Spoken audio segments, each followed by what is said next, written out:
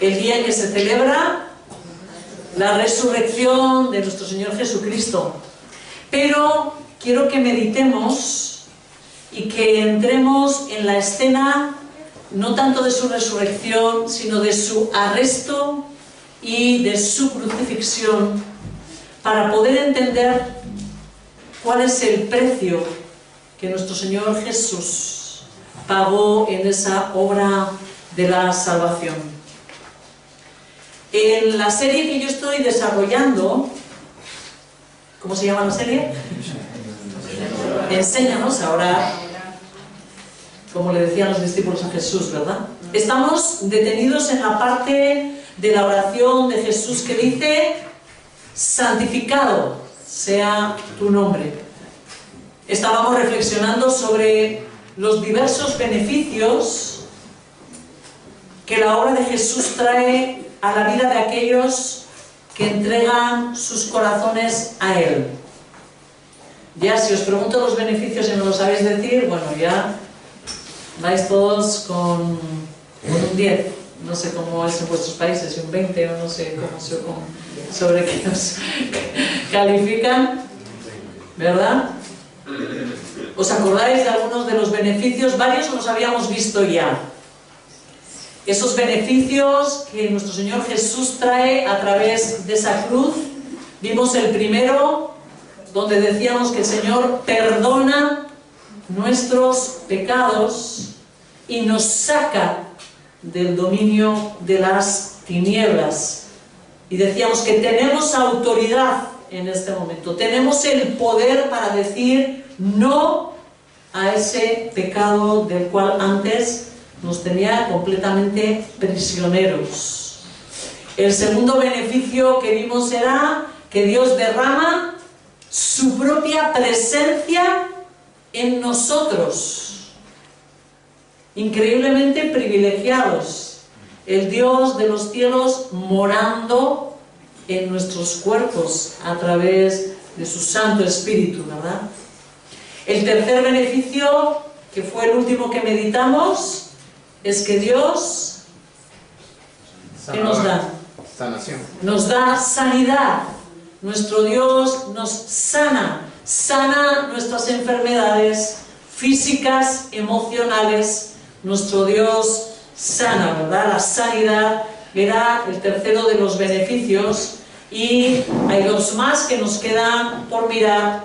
El cuarto nos liberta de las maldiciones que hay sobre nosotros, que sería Dios mediante el próximo que veamos.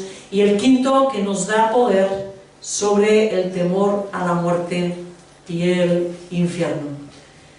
La obra de Jesús es inmensamente poderosa. La sangre derramada en esa cruz nos da poder hoy en día.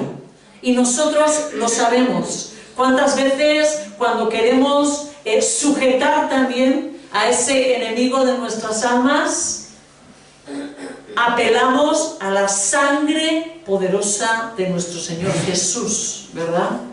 Esa sangre sigue estando viva, sigue estando fresca, sigue entregando vida, salud, sanidad, libertad. Por todo eso que ella produce, todo eso que ella nos puede dar hoy en día, tuvo un tremendo precio que pagar. Y eso es lo que yo quiero que hoy pensemos. En el precio. Sé que estamos viendo los beneficios, pero ya que estamos en Semana Santa, quiero que veamos el terrible precio, el precio nada más y nada menos del autor de nuestra fe, del autor de la vida, del autor de la salvación, de nuestro Creador y Señor Jesucristo, que Él es Dios, Hijo de Dios. No es un ser superior, simplemente, ¿vale? Quiero dejarlo eso clarísimo. Jesucristo no es ningún ser que Dios ha preparado y ha creado con el objetivo de luego sacrificarlo. Es el Hijo de Dios. Jesucristo es la imagen visible del Dios invisible. Aquel en el cual, como dice la Escritura, habita toda la deidad del Padre. Veamos cómo las Escrituras nos muestran la humillación que sufrió Jesús, pudiendo Él haber terminado con esa situación dolorosa. A veces nos quejamos de las situaciones de dolor, pudiendo Él, teniendo todo el poder para decir: hasta aquí, se acabó, no lo soporto más. ¿Sí? Y terminar con todo.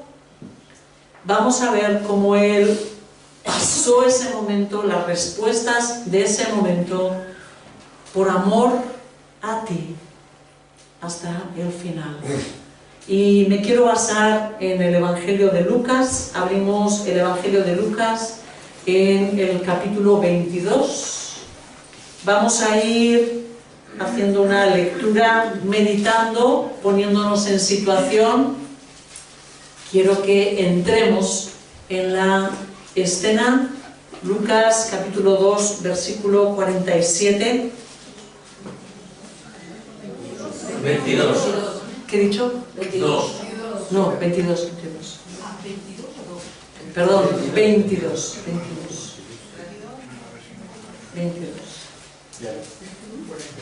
22, versículo 47. Estaba, para que entendamos la escena, Jesús estaba con sus discípulos, ¿dónde? En el huerto de Getsemaní. ¿Vale? Había estado orando Él, porque ellos, ¿qué había pasado con ellos? Se habían dormido, ¿verdad? Así que dice el versículo 47, todavía estaba hablando Jesús cuando se apareció una turba, y al frente iba uno de los 12, el que se llamaba Judas. Este se acercó a Jesús para besarlo. Ya nada más entrar en la escena vemos a Jesús traicionado por uno de sus discípulos, uno con quien había compartido sus enseñanzas, su tiempo, su cuidado, su amor. ¿Sí? La traición, que es algo de lo que a nosotros nos resulta tan fuerte, ¿no? Cuando nos sentimos así traicionados. Yo en su momento, esto os lo comparto, en su momento yo decía, bueno, pero por Judas no sentirá tanta tristeza, ¿no? Además, él que era Dios ya sabía quién le iba a traicionar, quizás no se hubiera apegado tanto, ¿no? Pero no estoy segura en qué cita, no sé si es en el Evangelio de Juan, creo que es en el Evangelio de Juan, dice precisamente que Jesús se angustió profundamente y luego dijo: uno de vosotros me va a traicionar. De lo cual me daba cuenta de que sí le dolía. Jesús, en su naturaleza humana, le dolió muchísimo que Judas, aquel al que lo había amado, lo traicionara. Versículo 48 dice: pero Jesús le preguntó: Judas, ¿con un beso traicionas al Hijo del Hombre? Sí, Jesús muestra tristeza, muestra decepción, quizás dolor, pero no lo maldice, no lo destruye. ¿Qué hubiera salido seguramente de nuestras bocas, no? El Judas, menos mal que no estabas delante nuestro, ¿no? Porque ¿qué hubiéramos dicho a aquel que viene a entregarnos con un beso?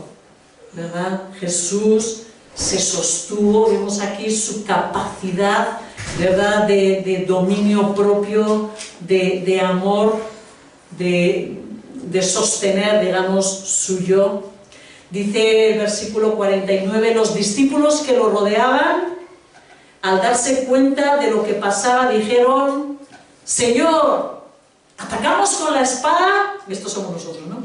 Y uno de ellos, ¿qué hizo? Hirió al siervo del sumo sacerdote cortándole la oreja derecha. Esta es la reacción de los hombres, ¿sí? Nuestra reacción común, ¿no?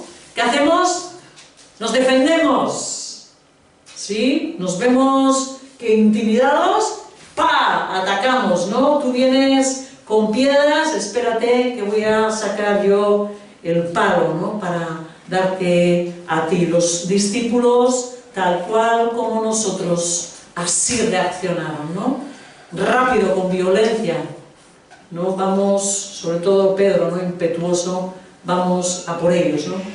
Sin embargo, dice el versículo 51, déjalos, ordenó Jesús. Y entonces tocó la oreja del hombre y lo sanó. Qué contraste con nosotros, ¿no? Jesús ejerciendo misericordia en medio de su propia persecución, ¿no? ¿A quién se le ocurre ponerse a sanar cuando te están viniendo a matar, ¿no? Y, sin embargo, Jesús, mostrando la esencia de su amor en él, se dedica a sanar a uno de sus perseguidores, ¿no?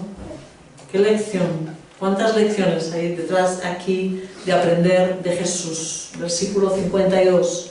Luego dijo a los jefes de los sacerdotes, a los capitanes del templo y a los ancianos que habían venido a prenderlo: ¿acaso soy un bandido para que vengáis contra mí con espadas y palos?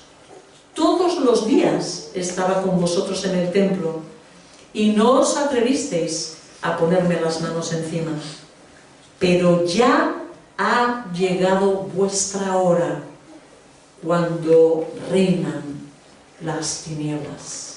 Parece como si Jesús estuviese diciendo, ¿no?, que ya había llegado el momento en que las tinieblas estaban tomando el control completo de los corazones de estos hombres. Ha llegado el momento de esa maldad suprema de ellos, ¿no?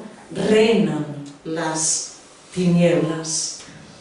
Prendieron entonces a Jesús y lo llevaron a la casa del sumo sacerdote. Pedro los seguía de lejos. Pero luego, cuando encendieron una fogata en medio del patio y se sentaron alrededor, Pedro les unió. Una criada le vio allí sentado a la lumbre, lo miró detenidamente y dijo: Este estaba con él, ¿eh? ¿Y qué hizo Pedro? Lo negó. Muchacha, que yo no lo conozco, ¿eh? Poco después le vio otro y afirmó: tú también estabas con él, ¿no? Tú eras uno de ellos. No, hombre, no lo soy, contestó Pedro. Como una hora más tarde, otro lo acusó. Seguro que este estaba con él, pues también es Galileo. Hombre, no sé de qué estás hablando, replicó Pedro, y en el mismo momento en que dijo esto, cantó el gallo. El Señor se volvió y miró directamente a Pedro.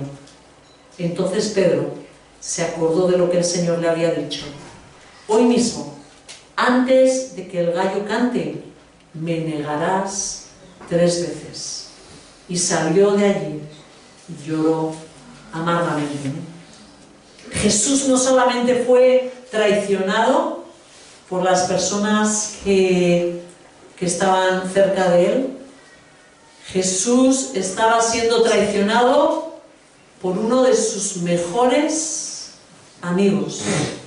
Con Pedro había tenido mucha más intimidad, ¿verdad? Cada vez que Jesús iba a enseñar algo especial, ¿Se llevaba a cuántos? A 3. Se llevaba a 3. Y Pedro era uno de ellos. Un amor cercano a Pedro, una confianza estrecha con Pedro. Sin embargo, Pedro despotricando, sí, en sus carnes, no pudiendo controlar el temor que él tuvo. Jesús no le dijo nada a Pedro, no le gritó, no le reprochó nada, no le insultó. Jesús, ¿qué hizo? Lo miró. Supongo que esa mirada traspasó el alma de Pedro y fue completamente, bajo esa mirada, consciente de su pecado. No fue una mirada de esas que matan, esa mirada, ¿no?, que a veces yo creo que hemos echado muchos de nosotros, una mirada que fulmina, estás muerto, me las vas a pagar, ¿no? Una mirada quizás de rabia, de odio, ¿no?, que está expresando quizás rencor, ¿no? La mirada de Jesús seguro que no era una mirada de ese tipo.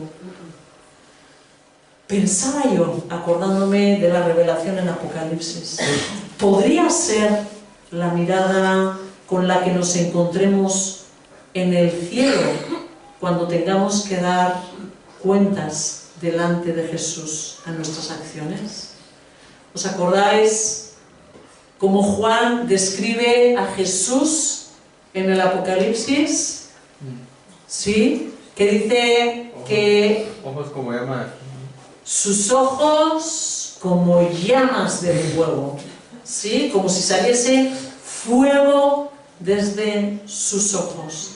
Ese es el Jesús que vamos a encontrarnos cuando nos vayamos al cielo, el cual traspasará con su mirada nuestras vidas. ¿Y qué sentiremos? Vergüenza.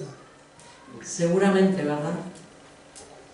A veces sentimos esa mirada, ese obrar del Espíritu Santo cuando se quebranta nuestro corazón, porque de pronto estamos completamente conscientes de nuestra maldad.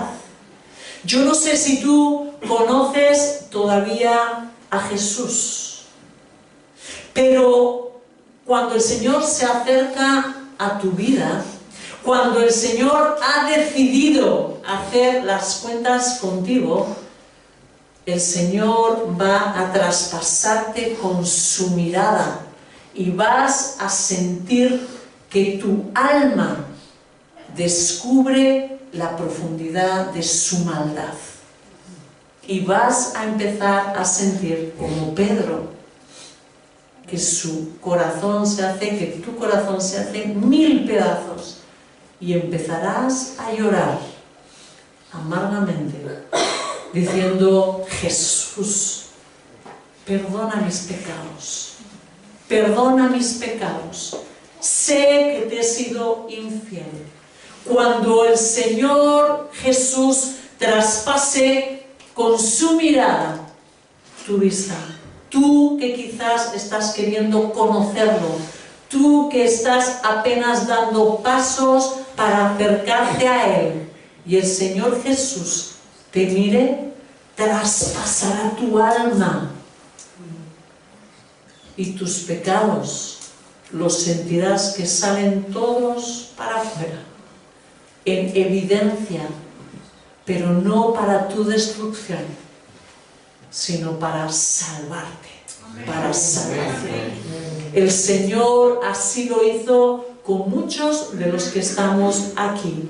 Muchos de los que estamos aquí hemos llorado nuestro pecado, hemos sido conscientes de nuestra maldad, hemos clamado al Dios de los cielos: perdónanos, perdónanos, Señor, perdónanos, Señor, porque nuestra vida no está en orden delante de ti. Y esa mirada de nuestro Señor Jesús nos lo dejó en evidencia. Y clamamos que algún día esa mirada caiga también sobre tu vida, para que lo puedas conocer, porque es mirada de fuego, porque es mirada de convicción de pecado, porque es mirada que te va a llevar al arrepentimiento, pero es una mirada de amor, como la que tuvo Pedro, y su corazón fue convencido, y lloró, como dice la Escritura, amargamente, siendo consciente de que le había fallado grandemente.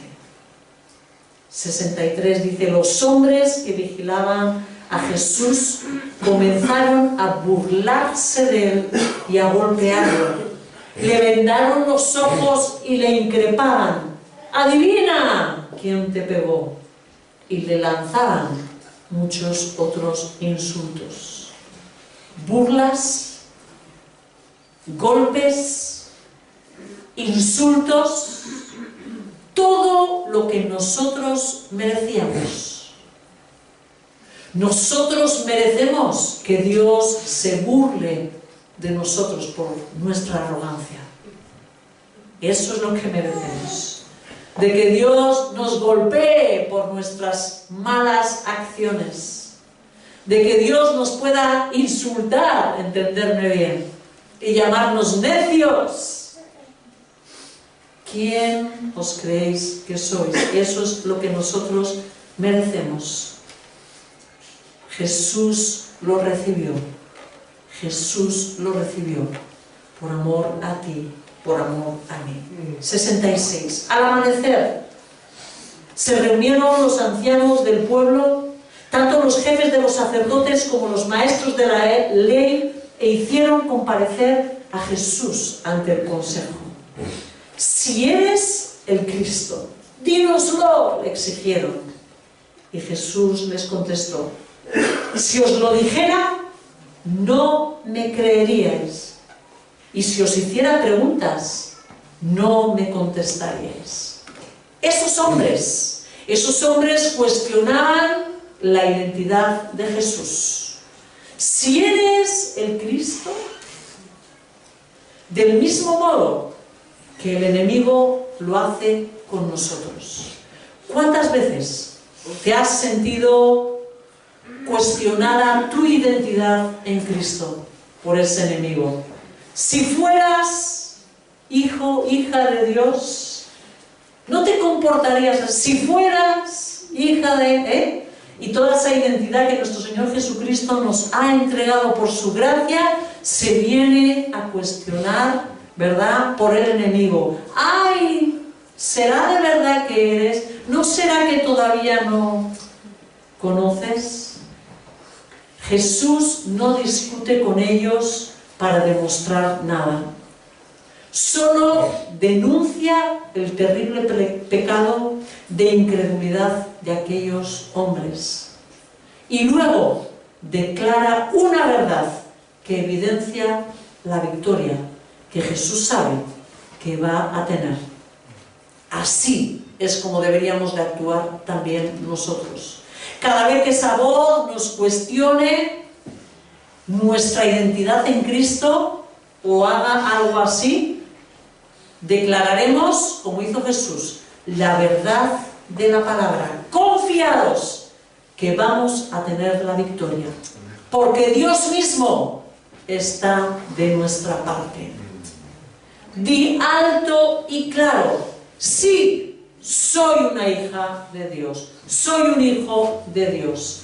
Y dile que vas a recibir una herencia preciosa en la eternidad, que el propio Dios te va a acompañar en las batallas del día a día y que sabes que ya has vencido. Dile y declárale a ese espíritu mentiroso que tú no le escuchas a él, porque sabes quién eres, porque tienes al Espíritu Santo en tu corazón. Así que no dejes que el enemigo te ataque como lo hizo aquí a Jesús. Haz como Jesús hizo, declarar la verdad. Pero de ahora en adelante el Hijo del Hombre estará sentado a la derecha del Dios Todopoderoso. Eso es lo que les dijo a aquellos hombres. ¿Dudáis quién es el Cristo? No voy a discutir. Solo os digo una cosa. Allí me vais a ver. Sentado a la derecha de Dios. ¿Eres tú entonces el Hijo de Dios? Le preguntaron a una voz. ¿Y qué contesta Jesús? Vosotros mismos lo decís. ¿Sí? Aquí está Jesús mostrando esa astucia, esa sabiduría, ¿no? Él simplemente dice, tú lo has dicho. Tú lo has dicho. ¿Para qué necesitamos más testimonios? Resolvieron. Acabamos de oírlo con de sus propios labios. Así que la asamblea en pleno se levantó y lo llevaron a Pilatos. Y comenzaron la acusación con estas palabras. Escuchadlas. Hemos descubierto a este hombre agitando a nuestra nación. Se opone al pago de los impuestos al emperador y afirma que él es el Cristo, un rey. ¿Qué encontramos aquí? Mentiras. Una mezcla de mentiras con verdades, calumnias, falsas acusaciones. Es lo que encontramos aquí. ¿Cómo se llama nuestro adversario? Mentiroso. Sí, el acusador. Satanás, acusador, ¿no? Y eso es lo que comienza a poner en la boca de sus seguidores. Mentiras, falsas acusaciones, ¿no? Efectivamente, la nación estaba siendo agitada, pero no como iniciativa de un revolucionario contra ese gobierno de Roma, ¿no? Sino por su enseñanza, por sus actos de amor. Sí, es verdad que se estaba agitando todo, pero no con la intención de quitar al gobierno romano, ¿no? Jesús nunca se opuso a pagar a los impuestos del emperador. ¿Qué dijo él? Dad al César lo que es del César y a Dios lo que es de Dios, ¿no? Claro que él era el Cristo, también dicen aquí, ¿no? Él dice que él es el Cristo. Claro que sí era el Cristo. No era simplemente un rey, era el Rey de Reyes. Pero ellos querían tener los argumentos políticos para que el gobierno romano les permitiese ordenar su muerte. ¿Sí? Era toda una serie de argumentos para que los judíos, como estaban oprimidos por la nación romana, por el imperio romano, no tenían autoridad para matar a nadie. Que luego, por cierto, se lo saltaron con los mártires, porque a Esteban lo frieron, ¿verdad? Pero no tenían la autoridad. Para tomar la autoridad, lo que necesitaban eran argumentos políticos para que fueran los romanos que los vieran como una amenaza. Versículo 4 del capítulo 23. Entonces Pilato declaró a los jefes de los sacerdotes y a la multitud: no encuentro que este hombre sea culpable de nada. Esta es la primera declaración de inocencia que hubo durante su juicio, ¿no? Pero ellos insistían. Con sus enseñanzas agita al pueblo por toda Judea. Comenzó en Galilea y ha llegado ahora hasta aquí. Al oír esto, Pilato preguntó si el hombre era Galileo. Cuando se enteró de que pertenecía a la jurisdicción de Herodes, se lo mandó a él, ya que en aquellos días también Herodes estaba en Jerusalén. ¿Qué hace Pilato? Intenta esquivar el caso, ¿no? No afronta, él no quería afrontar su responsabilidad. Si era inocente, ¿qué era lo que le tocaba hacer a Pilato? Soltarlo. soltarlo. Esa era la justicia, soltarlo. No tengo caso, no tengo nada, no lo encuentro culpable, lo debería de soltar. Pero, ¿cuántas veces esquivamos las cosas en vez de hacer lo que tenemos que hacer, ¿verdad? E intentamos buscar otra vía para no quedar mal, para no quedar mal. Versículo 8. Al ver a Jesús, Herodes se puso muy contento. Hacía tiempo que quería verlo por lo que oía acerca de él y esperaba presenciar algún milagro que hiciera Jesús. Lo acosó con muchas preguntas, pero Jesús no le contestaba nada. Herodes, ¿qué quería? Un show. Un show. Sí, cumplir su capricho, ¿verdad? Él no quería saber la verdad. Cuidado con esto, que hay veces que nos vamos a encontrar en nuestra vida, ¿no? Personas que aparentemente quieren escuchar, dicen, pero no era real. Él no quería la verdad. Así que, ¿cómo responde Jesús ante esta actitud? No contesta nada. Se calla. ¿Sí? Me venía a la mente ese versículo que dice que no demos perlas a los cerdos, ¿no? Cuando tengamos personas que simplemente quieren discutir, que simplemente quieren, que les hablemos. Hay mucho de esto, de gente que quiere que les hablemos de Jesús, pero que es para tener una bronca, una discusión, ¿no? Gente que es así, que tú ves que no tiene buena fe, ¿vale? ¿Qué tenemos que hacer ante esos casos? Callar. Callar. No merece la pena. Jesús nos está enseñando, callamos.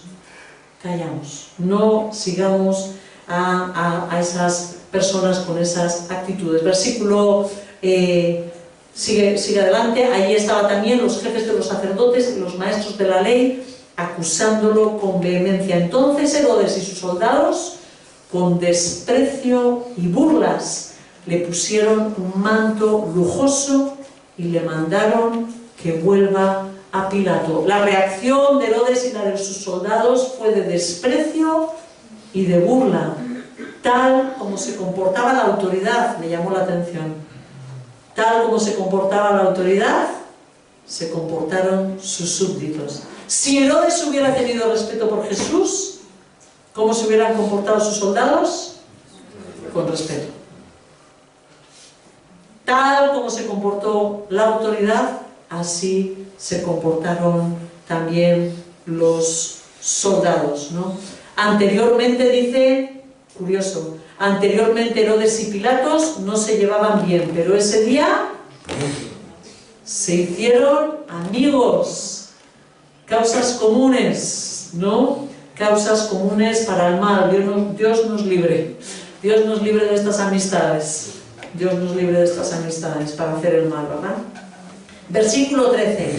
Pilato entonces reunió a los jefes de los sacerdotes, a los gobernantes y al pueblo y les dijo: me habéis traído a este hombre acusado de fomentar la rebelión entre un pueblo, pero resulta que lo he interrogado delante de vosotros sin encontrar que sea culpable de lo que le acusáis. Y es claro que tampoco Herodes lo ha juzgado culpable, puesto que nos lo devolvió. Como podéis ver, no ha cometido ningún delito que merezca la muerte. Así que le daré una paliza y después lo soltaré.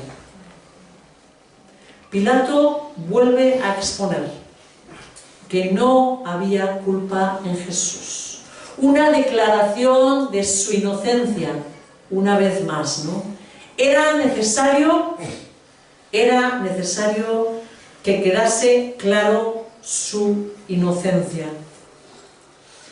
¿Sabéis cuántas veces se declara su inocencia en este juicio? 3 veces. 3 veces. Un número también simbólico, ¿no? Completamente justo. 3 veces. Completamente inocente. se declara así, ¿no? Pero era necesario dejar bien claro de que Jesús no estaba muriendo en esa cruz simplemente porque los romanos tenían muy mala leche o porque le habían pillado al pobrecito en la mitad, ¿no? Sino que yo creo que Dios permitió esas 3 declaraciones de su inocencia para que tengamos muy claro de que aquel ser que iba a sustituirnos, que iba a hacer una obra sustitutoria, no podía ser un ser que tuviese un solo pecado, ¿sí? ¿Cómo tenía que ser ese cordero que iba a llevar el pecado del mundo? Sin mancha, sin mancha. Jesús, dice la Escritura, que fue tentado en todo, pero sin pecado. Pero sin pecado.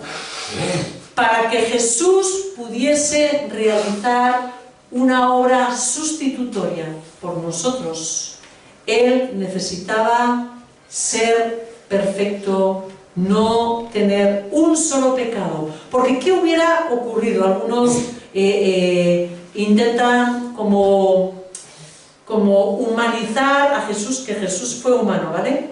Pero lo intentan poner al ras de los demás humanos, ¿sí? Entonces piensan, ¿no?, que Jesús también cometería quizás algún pecado. ¿Qué hubiera ocurrido si Jesús hubiera pecado? Un solo pecado. Hubiera sido culpable de todo. ¿Cómo? Hubiera sido culpable de todo. Hubiera sido culpable de toda la ley. Hubiera tenido que morir por su propio pecado. Por su propio pecado. Por su propio pecado. Hola. ¿Puedes dar a Sonia, por favor? ¿Sí? Dice la palabra: el justo por los injustos para llevarnos a ellos. Versículos 18. Pero todos gritaron a una voz: ¡llévate a ese! Y suéltanos a Barrabás. A Barrabás lo habían metido en la cárcel por una insurrección en la ciudad y por homicidio. O sea, este sí que era, por una insurrección en la ciudad y por homicidio, es decir, se había dedicado a matar.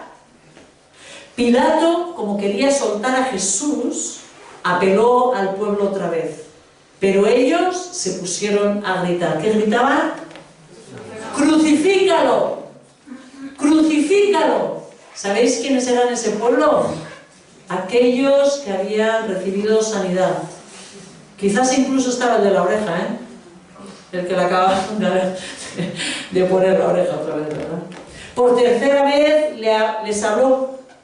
¿Pero qué crimen ha cometido este hombre? No encuentro, tercera declaración, no encuentro que él sea culpable de nada que merezca la pena de muerte. Así que le daré una paliza y después lo soltaré. Vuelve a intentarlo Pilato. Pero a grandes voces ellos siguieron insistiendo en que lo crucificaran y con sus gritos se impusieron. Por fin Pilato decidió concederles su demanda. Soltó al hombre que le pedían, el que por insurrección y homicidio había sido echado en la cárcel, y dejó que hicieran con Jesús lo que quisieran. Barrabás. Barrabás, aquel para quien probablemente estaba preparada la cruz, fue liberado en lugar de Jesús. Y Jesús fue condenado a pesar de su inocencia. Pilato cedió a la presión de la gente y no se hizo justicia a Barrabás, sino que le tocó su libertad como un regalo a Barrabás. De igual forma, nosotros, tú y yo, merecemos esa separación eterna para con Dios. Nosotros hemos pecado. Nosotros hemos atentado contra los mandamientos de Dios. Unos más, otros menos, pero todos culpables. Tú y yo éramos Barrabás. Tú y yo éramos Barrabás. Quizás tú me digas, hombre, no te pongas tan dramática, que yo tampoco he llevado ninguna revolución, soy un poco así, un rebeldillo, pero no tanto, ¿verdad? O no he matado a nadie, quizás dirá alguno, ¿no? No he matado a nadie. Yo te voy a preguntar una cosita. ¿Cuántas veces has anhelado quizás la muerte, o que desapareciera alguien, o que a alguien, no sé, que le pasara algo por ahí? Muchas. Sí, ¿verdad?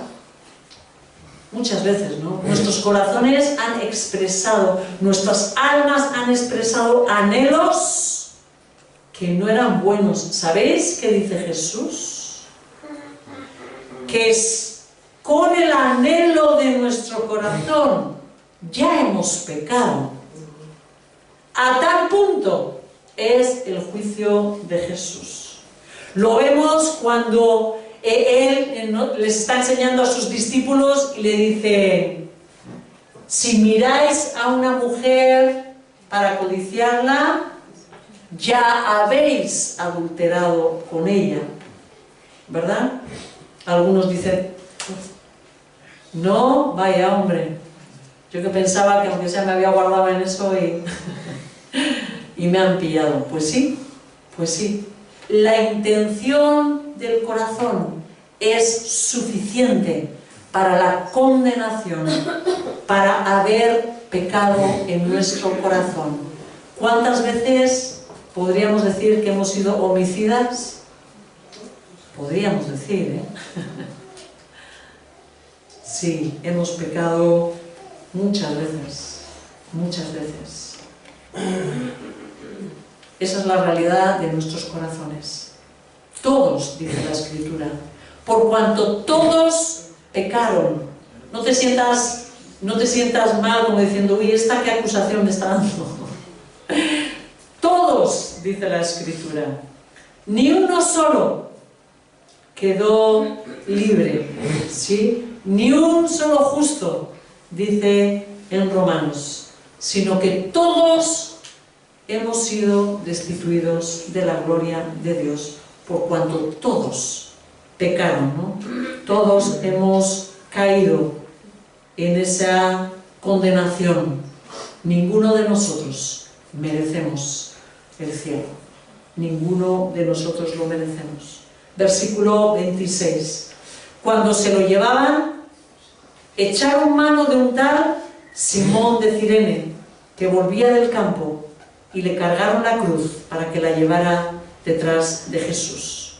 Le seguía mucha gente del pueblo, incluso mujeres, que se golpeaban el pecho lamentándose por él.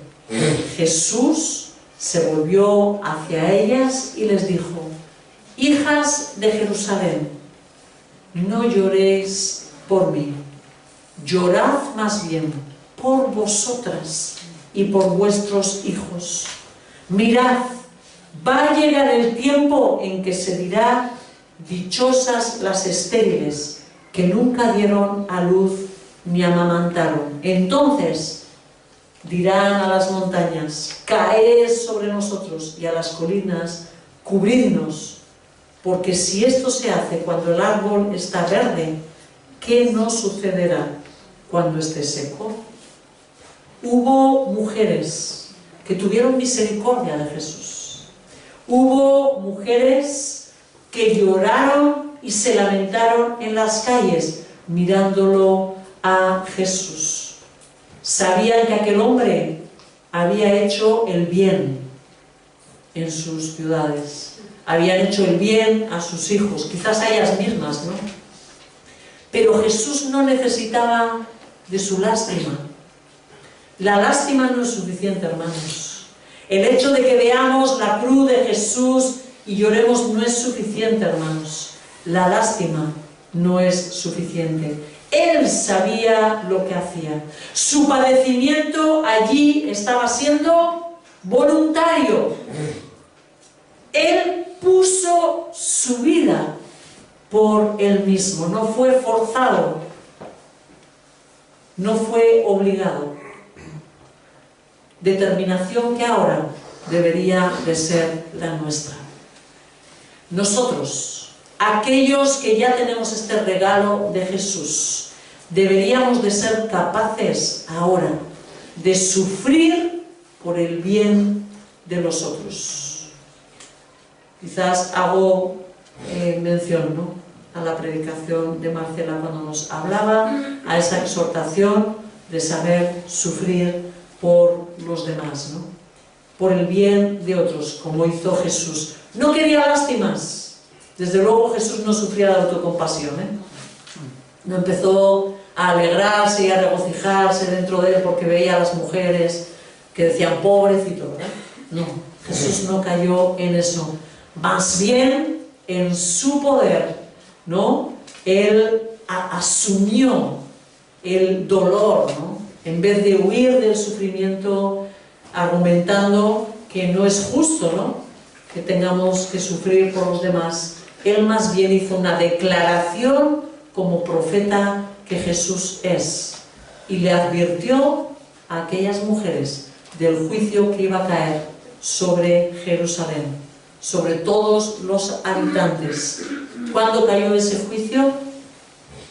Los de la escuela bíblica, ¿cuándo cayó ese juicio y se cumplieron las palabras que dijo Jesús? En el año 70 después de Cristo. En el año 70 después de Cristo. Hubo una terrible asesinato, arrasaron los romanos. Tito, si no me equivoco, el emperador, el general Tito, él arrasó con todo viviente. Aquello fue cruces por todos los lados, ¿no? Por eso Jesús decía: llorad más bien por vosotras y por vuestros hijos. Versículo 34. Padre, dijo Jesús. No, perdón. 32, me voy al 32, perdón. También llevaban con él a otros dos, ambos criminales, para ser ejecutados. Cuando llegaron al lugar llamado de la Calavera, lo crucificaron allí, junto con los criminales, uno a su derecha y el otro a su izquierda. Como dicen las Escrituras, que estaba profetizado, ¿verdad?, crucificado entre criminales. ¿Sabéis por qué? Nosotros nos merecíamos ese lugar. Nosotros nos merecíamos ese calificativo, ese tipo de muerte, como si fuéramos criminales, ¿verdad? 34. Padre, dijo Jesús, perdónalos, porque no saben lo que hacen. Padre, dijo Jesús, perdónalos, porque no saben lo que hacen.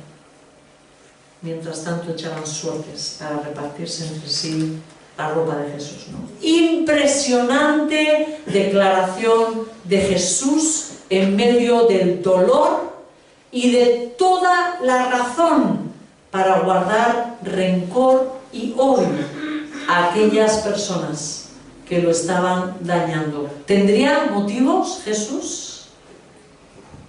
Lo estaban machacando injustamente, burlando, acusando, ¿sí? ¿Tendría motivos? Tú que a veces estás todavía guardando esa falta de esa persona a la cual no quieres perdonar porque tienes razón que te ha hecho mucho daño. ¿Tendría razón Jesús para haber sujetado esa rabia? Claro que sí. ¿Cómo pensar que tenemos algún derecho de guardar rabias en nuestros corazones contra las personas que nos han herido? No, necesitamos aprender a decir como Jesús. ¿Qué tenemos que decir, hermanos? Padre, perdónale, ¿no? Porque no sabía lo que hacía. Perdónale. Tú que todavía no conoces a Jesús como tu Salvador, a ti te animo a esforzarte para actuar como Jesús. Porque ¿sabes una cosa? Cuando uno aprende a perdonar, la primera persona que es beneficiada, ¿quién es? Uno mismo. La paz del Señor comienza a entrar en el corazón. Si tú eres persona que guardas rencor, toma el ejemplo de Jesús. Y aunque te cueste, comienza por declarar. Fijaros lo que os digo, aunque sea que digas, todavía no lo siento, empieza a declarar: Padre, perdónalo. Padre, perdónalo. Padre, perdónalo. Porque no sabe lo que hacen. Padre, perdónalo.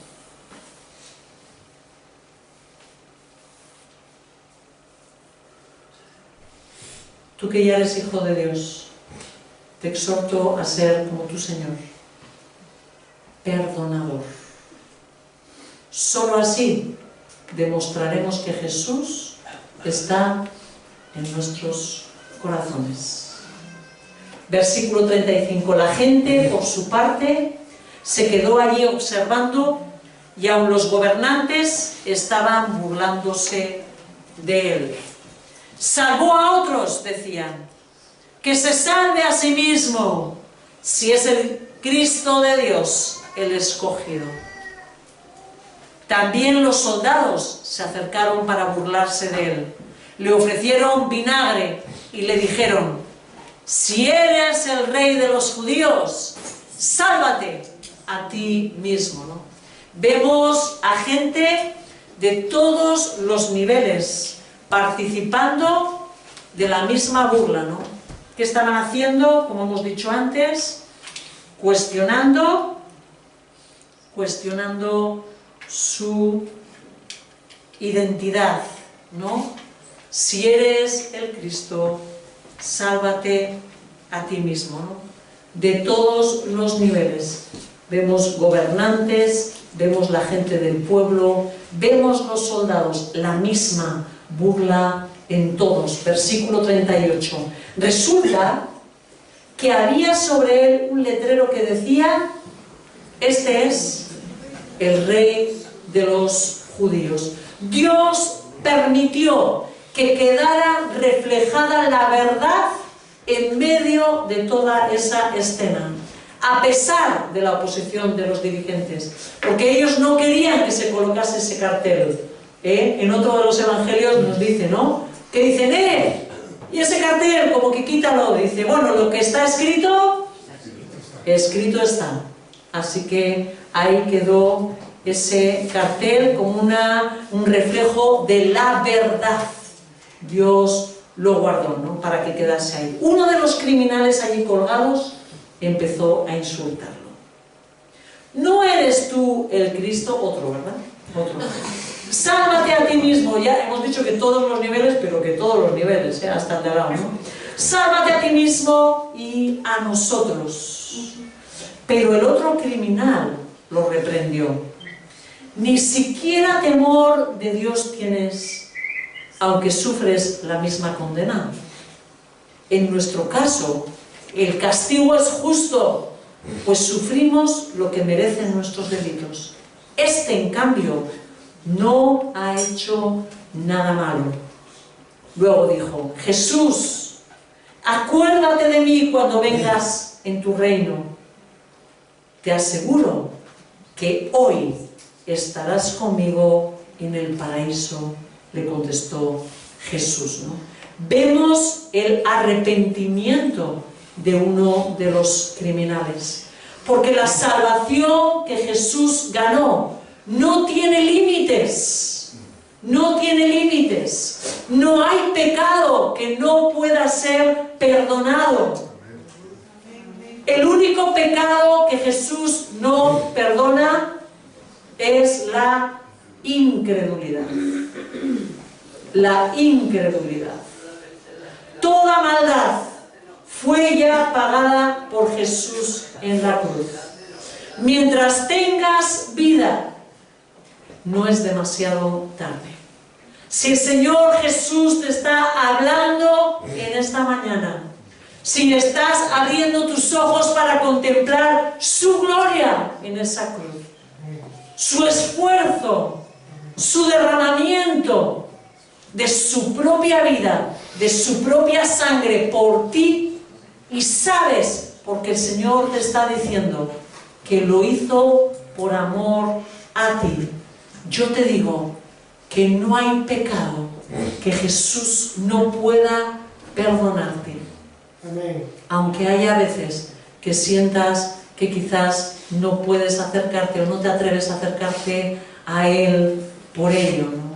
No es verdad, salvo que no creas, salvo que cierres completamente tu corazón al mensaje. Todo pecado puede ser perdonado, por más complicado que haya sido tu vida, por más ataduras que tengas, el Señor te puede hacer libre mientras tengas vida. Dice la palabra que hay un hoy que es día de salvación, y clamamos al Dios de los cielos que ese hoy sea día de salvación también para ti.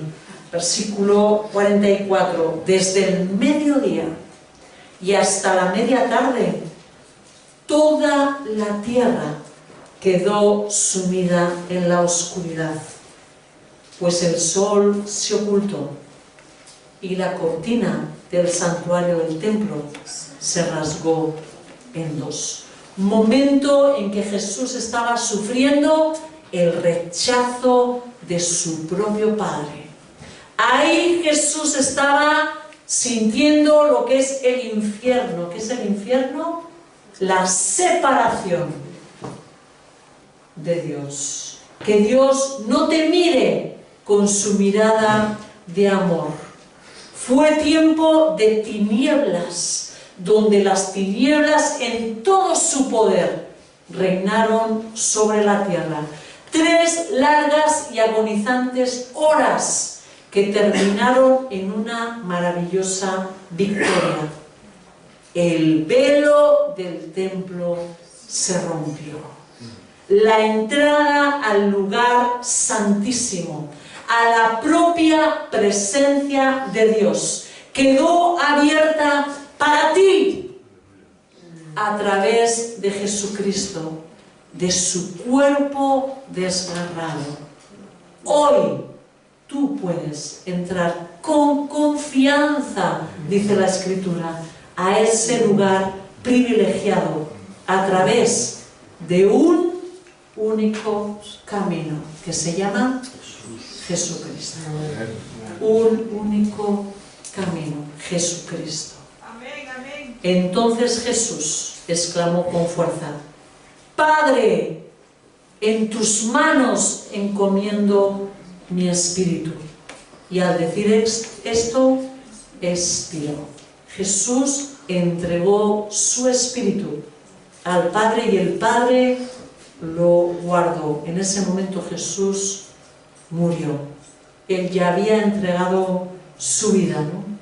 Como pastor que da su vida por sus ovejas.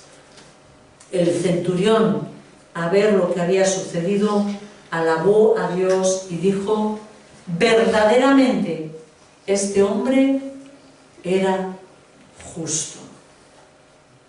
El centurión reconoció la justicia de Jesús y alabó a Dios, dice la Escritura, por lo sucedido. Ahora yo te pregunto, ¿cómo respondes tú?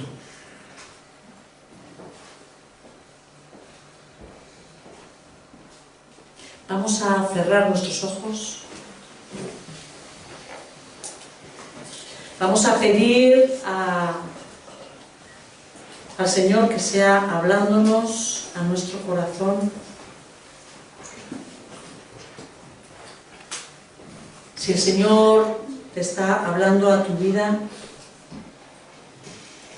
quiero guiarte en una oración sencilla, una oración en la que puedas tener un encuentro con ese Jesús. Si tú has sentido que el Señor te habla, haz esta oración conmigo, ¿vale? Señor Jesús, quiero en esta mañana traer mi vida delante de ti, darte gracias, Señor, por ese sacrificio tan terrible que tú sufriste por mí en la cruz. Ese castigo profundo para mi alma que tú llevaste. Perdóname, Señor. Perdóname por mis pecados. Perdóname por haberme rebelado durante toda mi vida contra ti. Clamo a ti, Señor, que en tu misericordia lleves todas mis culpas, todas mis cargas. Recibo tu perdón. Recibo tu perdón. Y te ruego que guíes mi vida desde hoy en adelante hasta el fin de mis días. En el nombre de Jesús. Amén.